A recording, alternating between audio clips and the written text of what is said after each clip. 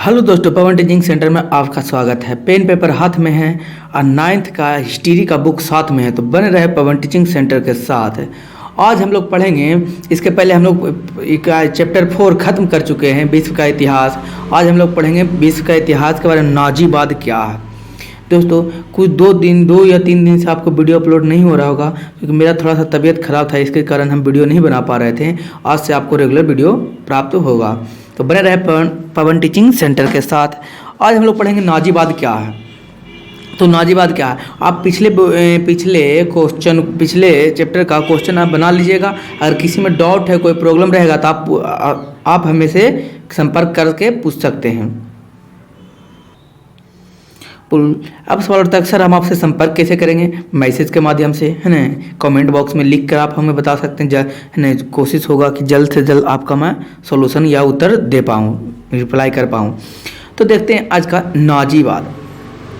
कौन सा बात? नाजीवाद। नाजीवाद क्या है? ये चैप्टर 5 है, चैप्टर 5 नाजीवाद। कौन बात? नाजीवाद। चैप्टर 5 है जो नाजीवाद है। कह रहा है कि यूरोप में 2 महायुद्ध के बीच महत्वपूर्ण राजनीतिक परिवर्तन आए, जिसमें से सबसे विनाशकारी परिवर्तन तानाशाह का उत्कर्ष था। 2 आए थे राजनीतिक परिवर्तन। कहाँ? यूरोप में। कौन यूरोप में कितने आए थे? 2 आए थे, जिसमें सबसे विनाशकारी परिवर्तन कौन था? तानाशाह। तानाशाह का क्या था? सबसे विनाशकारी परिवर्तन था। इटली में बेनिटो मुसोलिनी के नेतृत्व में फासीवाद तथा एडोल्फ हिटलर के नेतृत्व में जर्मनी में नाजीवाद था। मुसोलिनी के नेतृत्व में कौन था? फासीवाद। और एडोल्फ हिटलर के नेतृत्व में क्या था? नाजीवाद। यानी कि चैप्टर को पढ़ने का नाजीवाद, यानी कि कहने का मतलब हुआ कि हम पूर्ण रूप से किसके बारे में पढ़ेंगे? एडोल्फ हिटलर के बारे में पढ़ेंगे, क्योंकि चैप्टर का शीर्षक ही है क्या? नाजीवाद। तो नाजीवाद में कौन था? नाजीवाद का समर्थन जर्मनी में था। जर्मनी के समर्थन कौन था जी? नेता हिटलर था। यानी हिटलर किसका समर्थन था? नाजीवाद का समर्थन था। लेकिन मुसोलिनी मुसोलिनी किसका समर्थन था? फासीवाद का। किसका समर्थन? फासीवाद का समर्थन मुसोलिनी, और नाजीवाद का समर्थन हिटलर। करा नाजीवाद का उत्कर्ष ऐसे ही से उदाहरण है।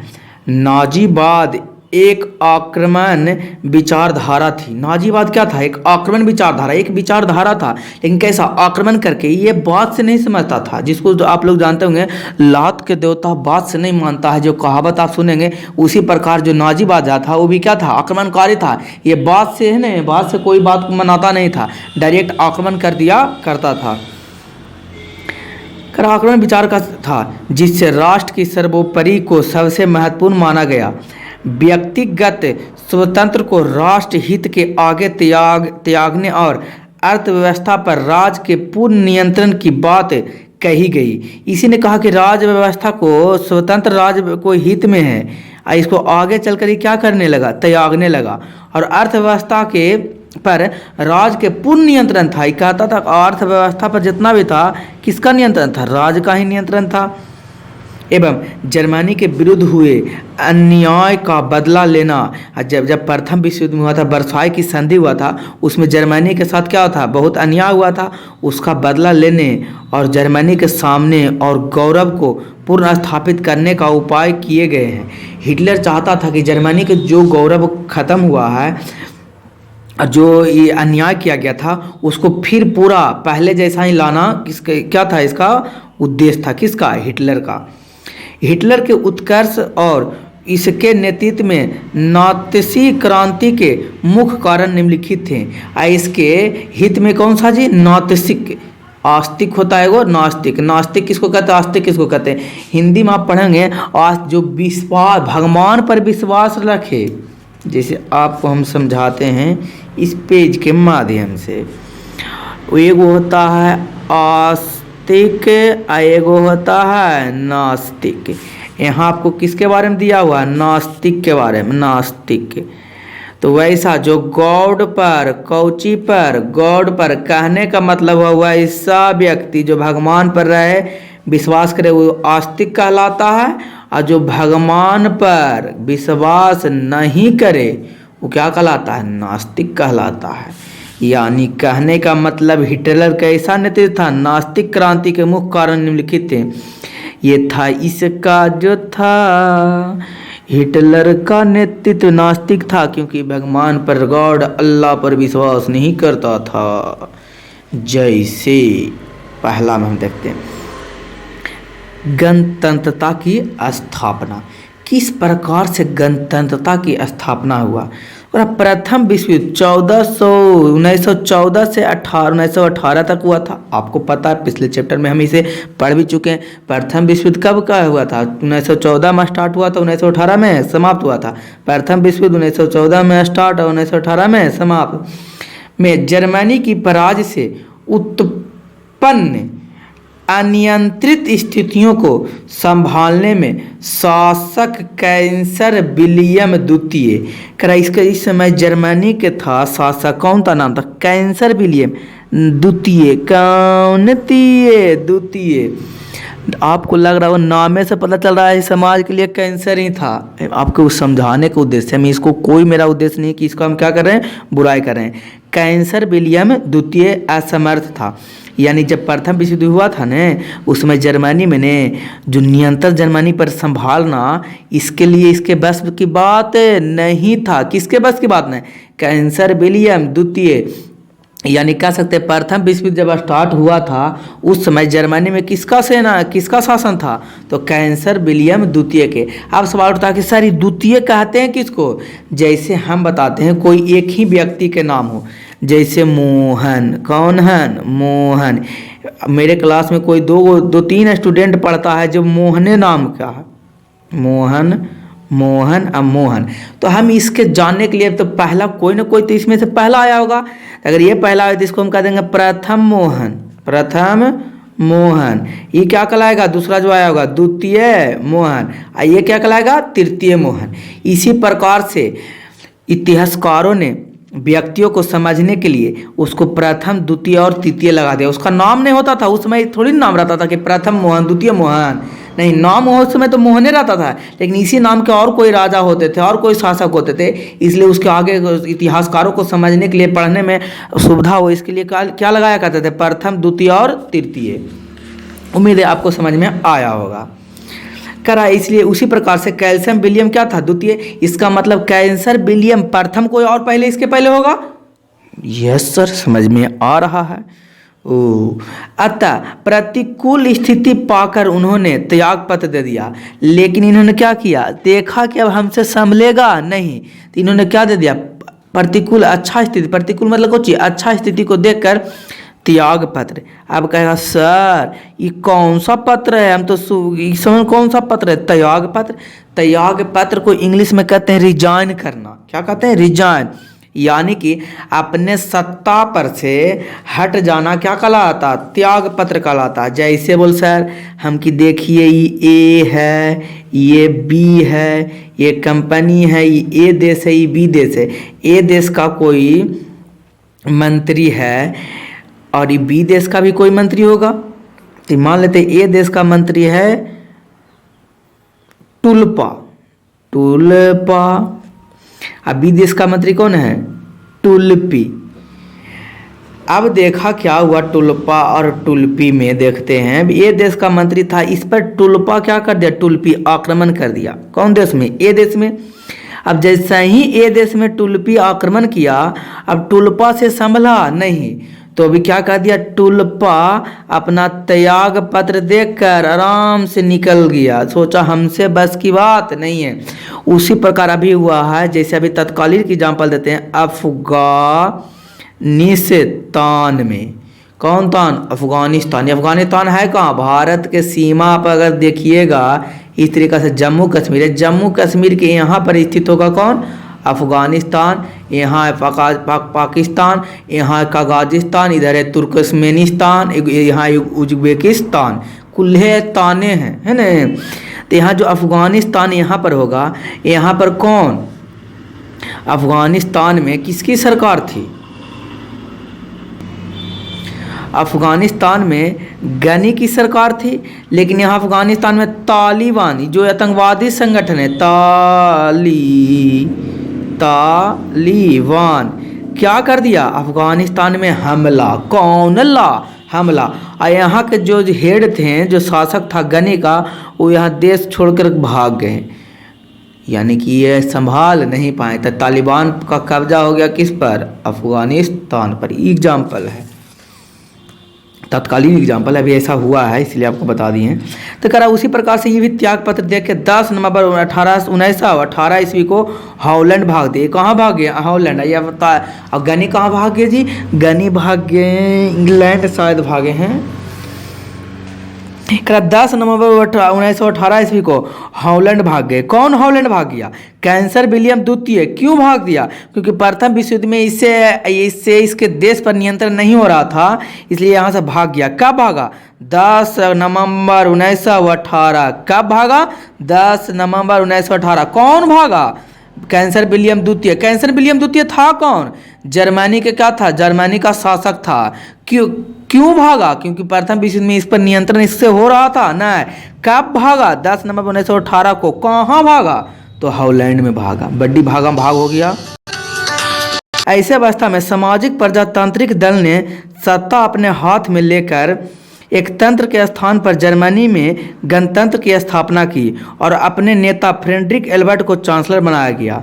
क्वेश्चन ध्यान देने योग्य बात है, क्वेश्चन आपसे पूछेगा जब जर्मनी के चांसलर कैंसर विलियम द्वितीय 10 नवंबर 1918 को अपना त्याग पत्र देकर हॉलैंड भाग गए, तो उसके बाद किसका, कौन सा दल का शासन था, तो सामाजिक प्रजातांत्रिक दल का सत्ता था।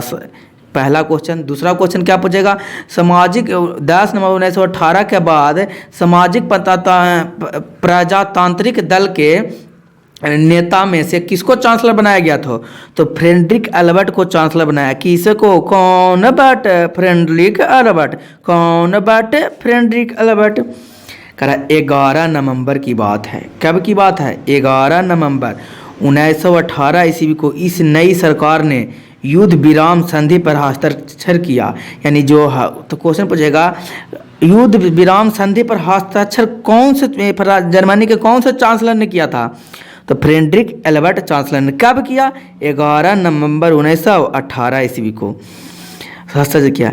इसके बाद संविधान सभा का चुनाव हुआ तथा इसकी प्रथम बैठक 5 फरवरी 1919 में हुई। तो जर्मनी का प्रथम बैठक कब हुआ, तो जर्मनी का प्रथम बैठक हुआ 5 फरवरी 1919 में हुआ।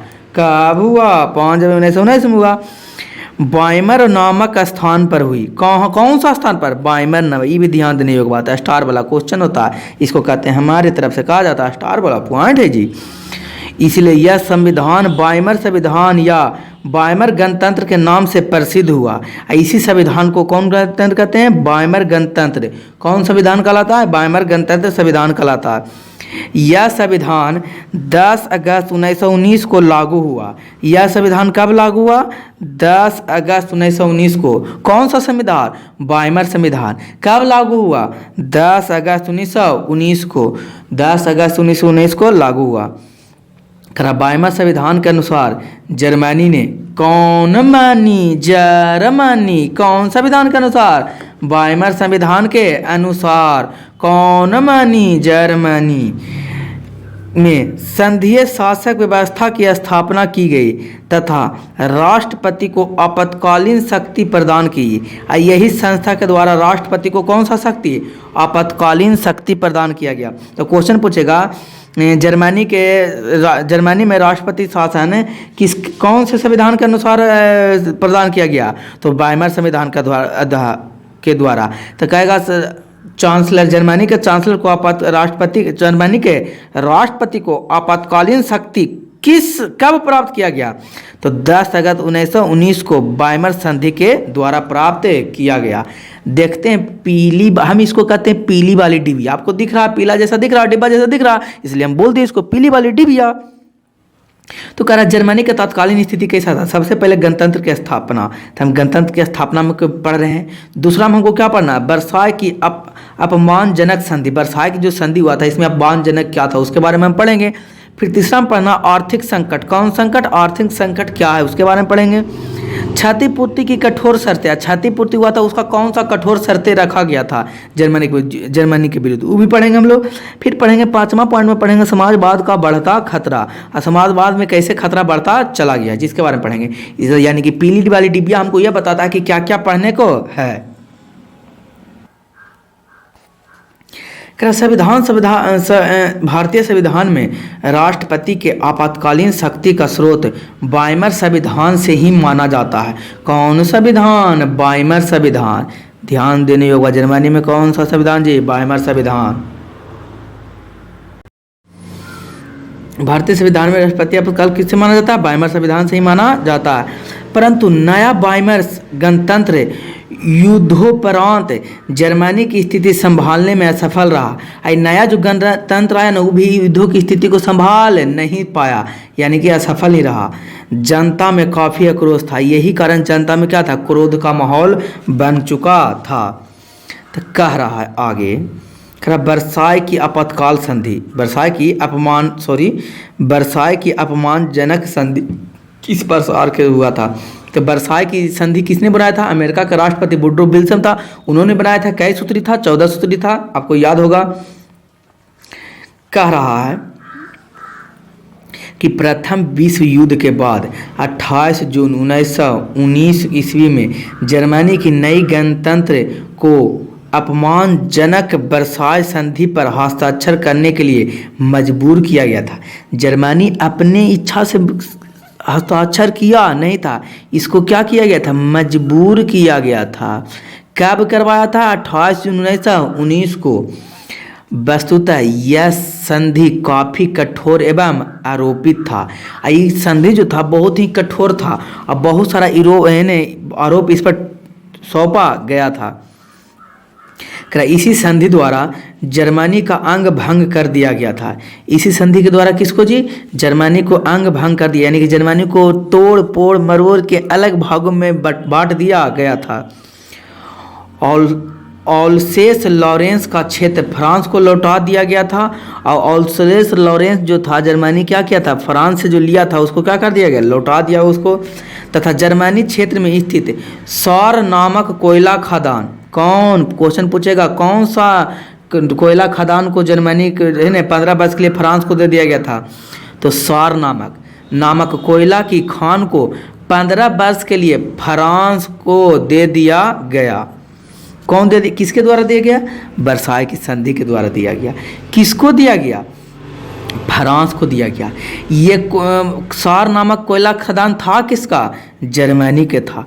कई वर्षों के लिए दिया? 15 वर्षों के लिए। यानी सिंपल शब्द में कहा जाए कि खदान को 15 वर्ष तक फ्रांस जितना भी कोयला चाहे सार जगह स्थान से निकाल कर अपना यूज करके बेचे, कुछ करे, उसे फ्रांस जर्मनी उसको रोकेगा नहीं। आप ही बताइए, अगर आपको दिया जाए, मान लीजिए पेटी में है सोना है, कौन है? गोल्ड। सोना वो बोला ना है, रात वाला ना है, गोल्ड। और कहेगा कि आपको 15 साल तक निकालना है, बहुत बड़ा पेटी कि खत्म नहीं होगा। आप क्या प्रयास करेंगे कि जितना से ज़्यादा अधिक से अधिक इससे क्या करें हम निकाल सकें, क्योंकि फ्री में मिल रहा है। वही हाल हुआ किसका? सार नामक कोयले खदान का। कै वर्ष के लिए? 15 वर्ष के लिए। कौन? फ्रांस निकाल रहा था। किसका ही था? जर्मन के था। उस क्षेत्र का शासक राष्ट्रीय संघ को सौंप दिया गया। राइन नदी घाटी के क्षेत्र को सेना रहित करने का निर्णय किया गया। सैनिक दृष्टिकोण से भी जर्मनी को पंगु बना दिया गया। जितना भी सैनिक दृष्टिकोण से था ना, उसको जर्मनी को क्या बना दिया? पंगु बना दिया गया। यानी कि कहने का मतलब है सैनिक को इससे भी छीन लिया गया। अब सैनिक भी ज़्यादा रख सकता नहीं है, जो जर्मनी जैसे स्वाभिमानी राष्ट्र के लिए उचित नहीं था। और जर्मनी तो अपना ताकत दिखाना चाहता था और चाहता था कि हम सबसे ऊंचे रहें, और इसी को हटा दिया गया कि यानी कि ऐसा चीज़ को हटा गया कि अपने आप को स्वाभाविक यानी कि महान बना नहीं सके। इसलिए तो ये तो ठीक नहीं था। इस प्रकार वर्साय संधि से उत्पन्न असंतोष का भरपूर फायदा हिटलर को मिला। और यही था वर्साय के संधि से जो असंतोष लोग थे, इसी का फायदा कौन उठाया? हिटलर ने। इसलिए कहा जाता है बहते गंगा में हाथ धोना, कहावत है। हिटलर देखा कि सारा लोग जर्मनी के क्या असंतोष है, इसी का फायदा कौन उठाया? हिटलर उठाया। तीसरा कह रहा आर्थिक संकट। कौन संकट? आर्थिक संकट क्या है? आपको याद है पीली वाली डिबिया? पीली वाली डिबिया में गणतंत्र की स्थापना पढ़ लिए। वर्साई की संधि का अपमानजनक संधि को था। 15 वर्ष के लिए सार नामक स्थान को, कोयलों की खदान किसको दे दिया गया था? जर्मनी वाला को, फ्रांस को दे दिया गया था। और 28 जून 1919 को क्या किया था? जबरदस्ती से हस्ताक्षर करवाया गया था। तीसरा हम पढ़ेंगे आर्थिक संकट। क्या क्या आया आर्थिक संकट जिसके बारे में, यानी कि जर्मन के सामने क्या क्या आर्थिक संकट उत्पन्न हुई। कह रहा इस समय जर्मन गणतंत्र के सामने भीषण समस्या आर्थिक संकट की थी। सबसे ज़्यादा समस्या किसका था? आर्थिक संकट। किसके पास? जर्मन के पास। युद्ध में जर्मनी की काफ़ी वित्तीय क्षति हुई थी। युद्ध में जर्मनी की बहुत सारा क्या हो गया था? क्षति हुई थी। युद्धोपरांत अनेक कल कारखाने बंद हो गए और बेरोजगारी की समस्या चरम पर पहुंच गई। इस समय जब युद्ध हो रहा था तो बहुत सारा क्या था? कल कारखाना था, यानी कारखाना रुकाना था, वो बंद हो गया। और जब कारखाना बंद हो गया तो धीरे धीरे क्या चीज़ की समस्या उत्पन्न हो जाएगी? धीरे धीरे उत्पन्न तो समस्या बेरोजगार की होगी। बोल सर युद्ध हो रहा है और कारखाना बंद होगा, इसमें बेरोजगारी की समस्या कैसा उत्पन्न होगी? आप हमें अच्छी तरीका से समझाइए। हम कि लीजिए आपको हम समझाने का प्रयास करते हैं। मान लीजिए ये कंपनी है। बोल सर आपका कंपनी तो यहीं भी रहेगा? हम कि हाँ मेरा कंपनी का नाम है ए और बी। हम इसलिए बताते हैं कि आपको समझने में क्या हो, आसानी हो जाए। अब ए और बी दो कंपनी है। ये पूरे क्या है? ये पूरे को हम मान लेते हैं जर्मनी। कौन मानी? जर्मनी मान लेते हैं पूरे को। ये एक कंपनी है। यहाँ के लोग क्या कर रहे हैं? युद्ध कर रहे हैं। कौन युद्ध? प्रथम विश्व युद्ध। कब से कब? 1914 से 1918 तक चल रहा है, उसी बीच हुआ। अब इस युद्ध में हो रहा है तो सभी लोग तो क्या करेंगे? युद्ध में शामिल रहेंगे। और जो नए भी शामिल रहेंगे युद्ध में तो क्या वो आराम से अपना जगह पर जाके काम कर सकते हैं? नहीं कर सकते हैं। जब देश में युद्ध की माहौल बनता है तो नहीं कर सकते। बोल सर ये कैसे नहीं हो जाएगा? जैसे आप ही को हम बताते हैं, आपका ये घर है तो आपके अगल पड़ोसी में भी कोई घर होगा। अब मान लीजिए ए है, बी है, सी है। ए और सी के बीच में पूरा गोली बमबारिश हो रहा है, दोनों में लड़ाई हो रहा है पूरा एकदम। इधर लाइटा पत्थर लोड़ा खपड़ा गिट्टी सब हंस रहा है। अरे ये तो गांव घर में तो ऐसा ही युद्ध नहीं होता है कि वो तो देश में युद्ध हो रहा है कि बम से रॉकेट से मारा जाएगा, दागा जाएगा, गोली निकालेगा। अब आपका घर बार बीच में है तो आप छतों पर नहीं रहेंगे, नीचे जाकर छत गेट उट लगा के आराम से बैठल रहेंगे शान से। अब चाहकर भी पढ़ नहीं पाएंगे। अब चाहकर भी उसमें बाहर जाने का रहेगा तो फिर भी बाहर निकाल नहीं पाएंगे, क्योंकि बाहर युद्ध का माहौल बना हुआ, लड़ाई हो रहा है। और दोस्त छोटे छोटे घर में लड़ाई होता है उसको लड़ाई कहते हैं। लेकिन देश के बीच में जब यही होगा तो क्या कहलाएगा? युद्ध। उसी प्रकार यहाँ जब भी युद्ध हो रहा था पूरे में तो यहाँ के लोग भी बाहर निकल नहीं पा रहे थे, अच्छा से काम नहीं कर पा रहे थे, खेती नहीं हो पा रहा था।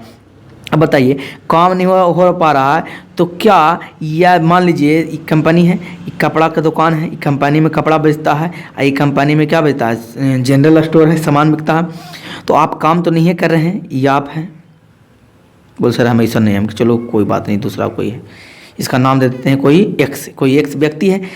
अभी क्या है दुकान में जाके कपड़ा खरीदेगा? सवाल उठा नहीं सर कैसे जाएगा युद्ध में कपड़ा, कहाँ जाएगा जो कपड़ा खरीदेगा? तो नए कपड़े खरीदेगा तो क्या इसको काम चालू रहेगा? नहीं। इसका मुनाफा होगा? नहीं। क्या ये भी दुकानदार में कोई व्यक्ति रखे होगा? तो बोल हाँ सर। तो क्या वो व्यक्ति को अब रख पाएगा? नहीं, उसको निकाल देगा। अब ये कपड़ा में बिक ही नहीं रहा तो क्या ये कंपनी से कपड़ा ले पाएगा? नहीं, कपड़ा कंपनी से ले पाएगा। अगर कपड़ा से कंपनी से कपड़ा नहीं ले पाएगा तो क्या कंपनी में कपड़ा बनेगा? नहीं बनेगा, क्योंकि बिक ही नहीं रहा तो बनाएगा क्यों? यहाँ भी बहुत सारे लोग काम कर रहे होंगे तो क्या कंपनी इन सारे लोग को रखेगा? नहीं रखेगा। तो ये भी कौन रोज हो गए? बेरोजगार। अब इनके पास पैसा है? नहीं। तो क्या एक किराना स्टोर में जाकर ये लोग दवा खरीद सकते हैं? तो नहीं। दुकान में किराना स्टोर में कोई सौदा खरीद सकते हैं? नहीं खरीद सकते हैं। तो क्या किराना स्टोर भी चलेगा? नहीं चलेगा। तो ये भी, इसके पास भी बेरोजगारी आ गया, इसके पास भी बेरोजगारी, इसके पास भी, इसके पास भी, इसके पास भी क्या रहा है? बेरोजगारी। यानी दिनों दिन बेरोजगारी बढ़ते जाएगा कि नहीं बढ़ते जाएगा? सवाल आया, बढ़ते जाएगा। बोला हाँ सर अब समझ में आया कि किस तरीक़ा से बेरोजगारी बढ़ते चला गया था। कल कारखाना बंद हो गए, अब बंद होने के कारण बिकवे नहीं करेगा, बनवे नहीं करेगा तो काहे खोले रहेगा? बंद नहीं होगा। और बेरोजगारी की समस्या चरम पर पहुंच गई। आर्थिक दृष्टि से खस्ताहाल जर्मनी पर वर्साय संधि द्वारा क्षतिपूर्ति की एक बहुत बड़ी राशि लाद दी गई थी। इस समय यहाँ कृषि की दशा भी अच्छी नहीं थी। अब बताइए कितना राशि लाद की गई थी। हम आपको पढ़ाए हैं, आपको जवाब दीजिएगा कमेंट बॉक्स में, हमको जवाब लिख के भेजिएगा। आप खाली ना वीडियो चला कर देखते रहते हैं, कमेंट बॉक्स में हमको लिखिएगा, हम बताएंगे ना। इसके पहले पिछले चैप्टर में बताए थे कि है वर्साय की संधि में जर्मन को कितना अरब डॉलर है ना किया गया था भुगतान, वो आप बताइएगा। राशि लाद दी गई, कितने राशि जर्मनी को देना था, या आप हम नीचे कमेंट बॉक्स में लिख के बताइएगा। देखते हैं कि कौन पहले लिख के हमको बताता है कि इसका सही होता। आर्थिक दृष्टिकोण से खस्ता हो गया था। अब बताइए, कारखाना भी बंद है। जर्मनी के वर्साय की संधि पे ऊपर 15 साल के जितना भी मुनाफा होगा, कंपनी से तो मुनाफा नहीं हो पाएगा। अब कंपनी से मुनाफा नहीं हो रहा था, कारखाना से होना चाहिए था, यानी कि कहने का मतलब कोयला के खदान से वो भी तो दे दिया। सार कोयला का नाम खदान था, वो भी तो 15 साल के लिए दूसरा को दे दिया। अब पैसा आएगा कहाँ, और बहुत सारी राशि भी ला दिया गया था। वो राशि आप बताइएगा कौन में लिख के, जल्दी लिख के आप नीचे बताइए। वो भी क्या कर दिया गया, ख़त्म कर दिया गया। यहाँ अब ख़त्म, इसके पास पैसा आने का स्रोत बचा, कुछ नहीं बचा। करा यहाँ कृषि की दशा भी अच्छी नहीं थी। अब बताइए, जहाँ जिस क्षेत्र में युद्ध चलते रहेगा, गोली बारूद चलते रहेगा, तो कोई क्या जाएगा जी धान रोपे लगे, आलू का कबाड़ने के लिए, लत्ती काटने के लिए जाएगा? कोई नहीं। अब बम भी गिरेगा तो पूरा 4 कट्ठा खेत, 4 कट्ठा प्लॉट में गिरा बम, पूरा सब बर्बाद हो गया। यानी कि कृषि की दशा भी अच्छी नहीं थी। उसके औद्योगिक नगर मित्र राष्ट्रों ने छीन लिए थे, और जितना भी औद्योगिक नगर था जहाँ से उद्योग करता था, वो भी कौन, मित्र राष्ट्रों ने छीन लिया था। अब मित्र राष्ट्र में कौन कौन से आते हैं, जो आप हमको नीचे कमेंट बॉक्स में भी लिख के बताइए जल्दी। समस्त जर्मन व्यापार नष्ट हो गया था, अतः सारे जर्मनी की अव्यवस्था एवं असंतोष का वातावरण मौजूदा था, जिसने हिटलर के उद्देश्य की पृष्ठभूमि का निर्माण किया। यही कारण था कि इसी से क्या हुआ, हिटलर की पृष्ठभूमि का क्या हुआ, निर्माण हुआ। अगला हम करा क्षतिपूर्ति की कठोर शर्तें। क्षतिपूर्ति के कौन सा कठोर शर्तें थे दोस्तों? अगर आपको क्लास का फीलिंग लेना है ना, तो जिस तरीका से हम किताब ये लेके बैठे हुए हैं उस तरीका से आप भी लिखिए, आगे मोबाइल रख दीजिए, और जिस तरीका से हम पढ़ते हैं उसमें पढ़िए, और जब समझाने लगते ना इस पर, तो आप मोबाइल पर देख के समझिए, आपको एकदम क्लास का फीलिंग आएगा। जब बोलते हैं तो साथ साथ मेरे पीछे भी आप बोला कीजिए, तो लगेगा कहने कि आए हैं। कौन पूर्ति, तो आप क्या बोलिएगा, क्षतिपूर्ति। कौन पूर्ति, क्षतिपूर्ति। कौन ठोर, कठोर। वो आप कठोर वाला बात नहीं हो रहा, कौन ठोर, कठोर के शर्तें थी। प्रथम विश्व युद्ध कब हुआ, ये भी कमेंट बॉक्स में जल्दी लिख के बताइए आप। प्रथम विश्व कब स्टार्ट हुआ और कब खत्म हुआ, ये भी बताइए। प्रथम विश्व युद्ध के बाद क्षतिपूर्ति के रूप में जर्मनी से वसूले किए जाने वाली राशि 6 अरब 10 करोड़ पाउंड निश्चित था। अब पता चला कि इस पर राशि ला दी गई थी। कितने राशि ला दी गई थी? 6 अरब 10 करोड़ पाउंड था। कौची था, पाउंड। आप नीचे अगर कमेंट बॉक्स में लिख के दिखाइएगा ने, कि नीचे लिखिएगा तो हम समझेंगे कि आप पढ़ते हैं, मेरा वीडियो देखते हैं। अगर आप कमेंट बॉक्स में लिख के मेरा जवाब नहीं दे रहे हैं ना, तो हम समझेंगे कि मेरा वीडियो आप नहीं देखते, नहीं पढ़ते, नहीं सीखते हैं, है ना। या कोई गलती है, किसी गलती हुआ तो आप कमेंट बॉक्स में लिखे, हम उसको सुधारने का प्रयास जरूर करेंगे। कहा 6 अरब 10 करोड़ पाउंड निश्चित था। आप ही बताइए, इसका कारखाना भी छीन लिया गया, उद्योग जो हो रहा था, उद्योग वो भी छीन लिया गया था मित्र राष्ट्रों के द्वारा। 15 साल तक जितना भी था कोयला का खदानी भी दे दिया गया था फ्रांस को। अब इसके पास और उल्टा, यानी कि पैसा आय का स्रोत कुछ रहा नहीं, उसके बावजूद भी 6 अरब 10 करोड़ पाउंड क्या कहा, तुमको राशि देना पड़ेगा। यहाँ तो ये खत्म हो ले तो ये कहाँ देगा, निश्चित कीजिए। परंतु इतनी बड़ी राशि का भुगतान करना जर्मनी के लिए असंभव था।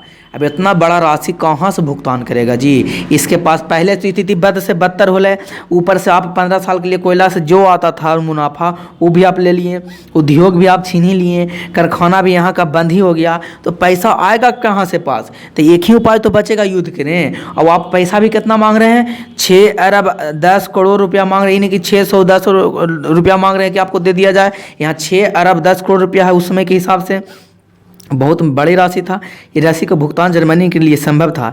इधर मित्र राष्ट्रों द्वारा भुगतान के लिए हमेशा दबाव बनाया जाता था, जो व्यवहारिक कदम नहीं था। ये पैसा तसलने के लिए जो मित्र राष्ट्र थे, आप जल्दी बताइए मित्र राष्ट्र कौन कौन थे? हम तब समझेंगे कि आप मेरा वीडियो देख रहे हैं, आप पढ़ रहे हैं और समझ रहे हैं। मित्र राष्ट्र कौन थे? मित्र राष्ट्रों का क्या भुगतान कर कर क्या किया जी, दबाव बनाया जाता था। कि किस लिए दबाव? कि पैसा दो। आप ही बताइए, पैसा आ रहा है नहीं, पैसा मांग रहा है। यानी कि जैसे लॉकडाउन की स्थिति क्या था, कारखाने बनल थे, सारा स्थिति, आर्थिक स्थिति, सभी गरीब परिवारों को आर्थिक स्थिति क्या हो गया था, खराब हो गया था। उसमें पैसा नहीं आ रहा था, लेकिन खर्चा उतना ही था। और वो सोचिए, और उसी समय अगर आप किसी से कर्जा लिए होंगे और वही कर्जा आपके परिवार से मांगा जाएगा, तो आप कहाँ से दे पाएंगे? एक ही उपाय नहीं है, कहिएगा कि जाओ जो करना है जो कर लेंगे, देख लेंगे, और क्या बोल सकते हैं। उसी पर यहाँ भी वही स्थिति पैदा हुआ, कहा कि जाइए हम कुछ कर नहीं सकते हैं। दोस्तों आज भर हमें इतना ही रहने देते हैं। अगर आपको समझ में आता है किसी प्रकार से, मैं बार बार बोल रहा हूँ कि अगर आपको क्लास का फीलिंग लेना है ना, तो आप किताब रख कर पढ़िए। जब हम पढ़ते हैं तब उसको भी आप पढ़िए किताब में, और जब हम समझाते हैं कॉपी पर, पेज पर, तो उसको क्या करिए, देखा कीजिए। जिससे क्या हुआ, आपको अच्छी तरीक़े से समझाने होगा। ये हम कहने, अगर कहीं पर आपको कोई दिक्कत है, परेशानी है कि सर यहाँ पर कोई दिक्कत है, यहाँ नहीं समझ पा रहे हैं, तुरंत कमेंट बॉक्स में आप लिख दीजिए। हम अगला वीडियो में आपको कन्फर्म में आपको बताएंगे, उसका सोल्यूशन देंगे, क्या प्रॉब्लम था, किस तरीके से दूसरा एग्जाम्पल देकर आपको हमें समझाने का प्रयास करेंगे। तो अगर आपको ये वीडियो अच्छा लगता है तो लाइक, शेयर और सब्सक्राइब करना ना भूलें, और अपने दोस्तों को साथ शेयर करें। और हाँ, जल्द ही आने वाला है महाकाल सीरीज। ये महाकाल सीरीज को क्या था, 10वां के लिए आने वाला है। इसमें जितना भी ऑब्जेक्टिव क्वेश्चन पूछने वाला है, संभावित प्रश्न जो पूछा जाएगा, उस सारे प्रश्न को क्या करेंगे, हम उसका सॉल्यूशन कराया करेंगे। तो बहनें, ये आएगा या तो आपको दिसंबर या जनवरी में आएगा, 1 मंथ दम या 1 मंथ 1.5 मंथ, जब तक एग्जाम रहेगा, जब तक आपका ये प्रश्न चलते रहेगा, प्रश्न का सीरीज रहेगा। हर एक चैप्टर का 50-100 क्वेश्चन करवाया जाएगा, जिससे क्या होगा कि आने वाले जो भी 10वां वाला आगामी एग्ज़ाम है, जो उसके लिए एग्ज़ाम में सहायता मिले। अगर आपके पास कोई दोस्त होंगे, भैया दीदी है ना, कोई अगर हैं, उनको आप है ना इस वीडियो का देखने के लिए प्रोत्साहन करिए, बताएं, समझाएं। लाइक और शेयर सब्सक्राइब करना ना भूलें। आपको अंत तक वीडियो देखने के लिए धन्यवाद।